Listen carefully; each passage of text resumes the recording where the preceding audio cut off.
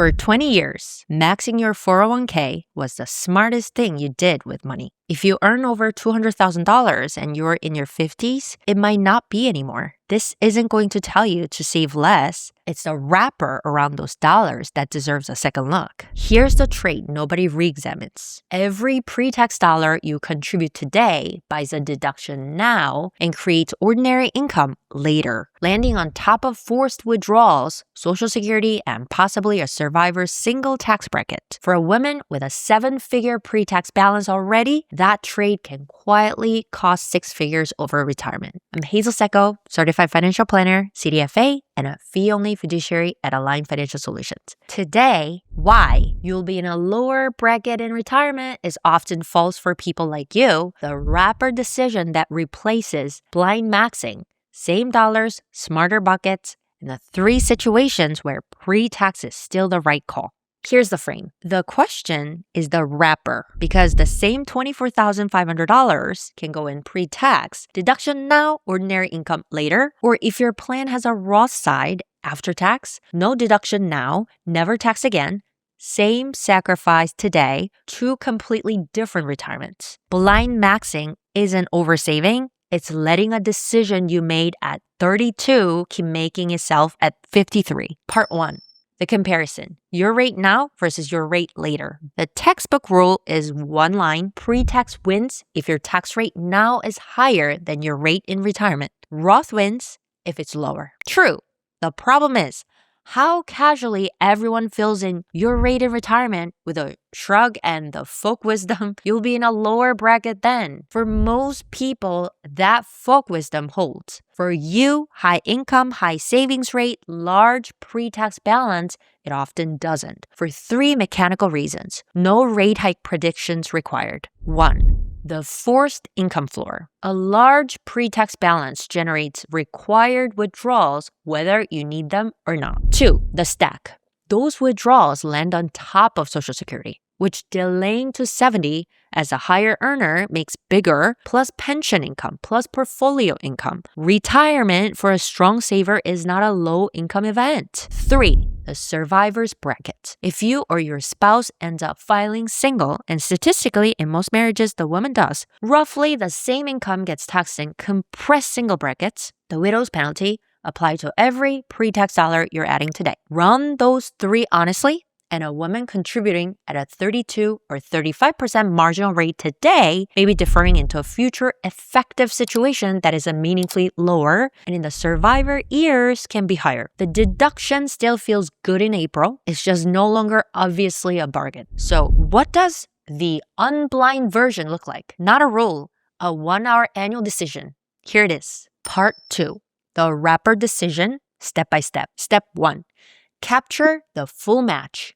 Always. Free money outranks every tax argument. This never changes. Step 2, find your real marginal rate for this year, not your bracket sticker. Your actual marginal picture. Base plus bonus plus vesting equity. RSU, years matter here. A heavy vest year, the RSU episode, argues for pre-tax that year because you're deferring at a genuine peak. Step 3, sketch your future floor. The tax bomb exercise, total pre-tax balance, grown reasonably to your RMD age divided by roughly 25 stacked on projected Social Security. If that number already reaches into the brackets you're in today, additional pre-tax deferral is buying you little, and the Roth side of your plan starts winning on the margin. Step 4, price the optionality. This is the piece the one-line rule misses entirely. Dollars in both wrappers give retired you a dial. Fill low brackets from pre-tax, take the rest from Roth, keep Magi under the thresholds that matter. IRMA, the ACA cliff, if you retire before 65. A woman with $2 million entirely pre-tax has no dial. The floor decides for her. Tax diversification isn't a hedge against rate predictions. It's the raw material the Magi dial is made of. Even when the now versus later math is a coin flip, optionality breaks the tie towards Roth. Step 5, rerun it every year. Income changes. Law changes. The catch-up rule already flipped part of this decision for you. If your wages top $150,000 and that episode's viewers know it wasn't optional. 1 hour every January, that's the entire cure for blind maxing. Now, the composite, because watching the two futures diverge is what makes this real. Before the composite, one thing, my free executive women's tax playbook is linked below. It's the 7 tax moves before retirement, and this wrapper decision connects straight to 3 of them: the conversion window, the widow's penalty, and the forced withdrawals you're trying to shrink. Grab it now. Part 3. 2 versions of the same saver. Take our 53-year-old senior director, $340,000 income, $1.6 million pre-tax, maxing every year, retiring at 63. Future one, blind maxing.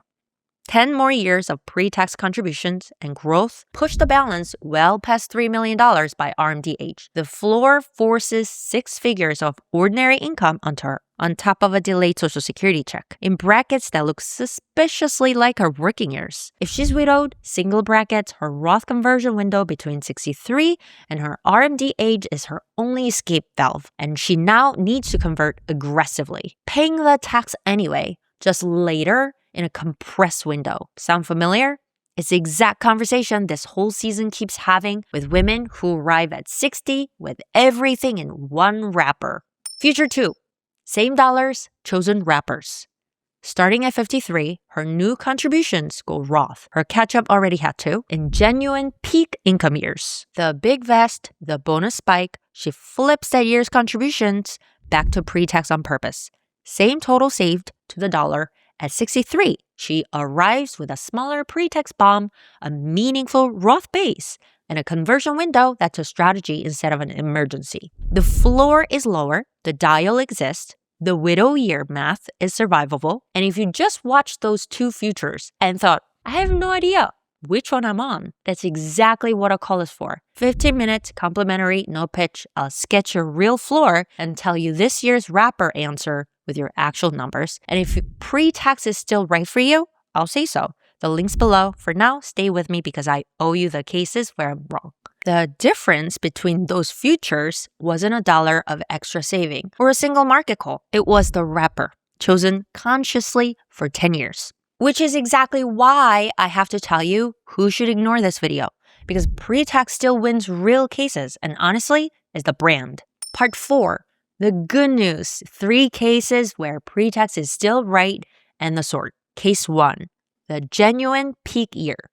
Top bracket income this year, a monster vest, a one-time payout, plus a realistic plan to retire in 2 years of deliberately low income before RMDs, deferring at 35+% to convert in your own low bracket window later is the classic play, working as designed. Case 2.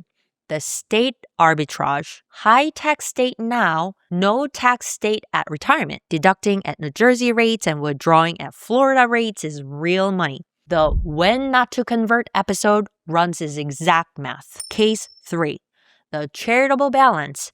Dollars headed to charity are the one case where pre-tax is permanently efficient. Charity never pays the income tax and QCDs move it out cleanly. If a slice of your estate is philanthropic, that slice belongs pre-tax on purpose. So the sort is simple. It's the opposite of a slogan.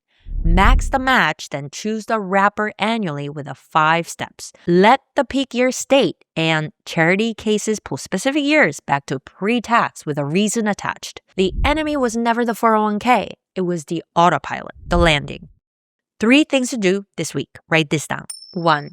Check whether your plan has a Roth side. Most large employer plans do now. If yours doesn't, this decision is made for you on the main contribution, and the after-tax gap episode becomes your next watch. 2.